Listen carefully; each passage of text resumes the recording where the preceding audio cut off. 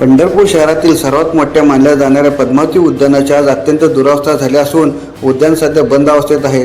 ठिकठिकाणी गुटख्याचे पाकिट आणि जुगार खेळण्यासाठी लागणाऱ्या पत्त्याचा खच पडलेला पाहायला मिळत आहे। एकेकाळी लहान मुलांच्या खेळण्याने गजबजले हे उद्यान आज ओस पडल्याचे दिसत असून नागरिकांमध्ये तीव्र नाराजी व्यक्त होत आहे। दुसरीकडे नुकत्याच झालेल्या जिजामाता उद्यानाच्या उद्घाटनावेळी श्रीवधाची चांगली चर्चा रंगली होती।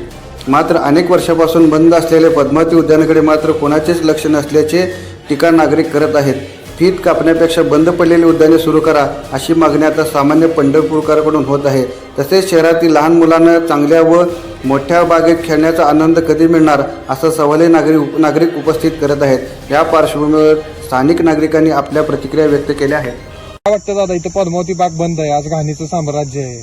नमस्कार, माझं नाव शाकिश पवार। तुम्ही बघू शकता, आता आम्ही तर लहानाचं मोठं झालो की 10 वर्ष झालं भाग बंद आहे।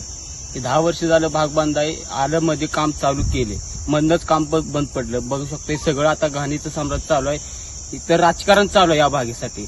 तर बघता खालच्या बागेची परिस्थिती बघताय आता कशी चालू आहे। ही सगळ्यात मोठी बाग चालू आहे, ही सगळ्यात मोठी बाग आहे।